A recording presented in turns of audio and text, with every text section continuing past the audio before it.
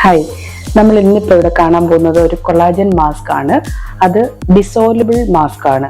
നമുക്ക് എല്ലാവർക്കും അറിയാവുന്നതാണ് കൊളാജൻ നമ്മളുടെ സ്കിന്നിനെ എത്രമാത്രം സപ്പിൾ ആയിരിക്കാൻ സഹായിക്കുന്നു എന്നുള്ളത്. അപ്പോൾ നമ്മൾ ഫേഷ്യലി ചെയ്യുന്നതിന് മുന്നേ നമുക്ക് ഈ ഒരു ഡിസോൾബിൾ മാസ്ക് അപ്ലൈ ചെയ്തിരുന്നാൽ അതിനൊരു നല്ല റിസൾട്ട് ആയിരിക്കും. ഒന്ന്, ഹൈഡ്രേറ്റ് ആകും, സ്കിൻ നന്നായിട്ട് ഹൈഡ്രേറ്റ് ആകും.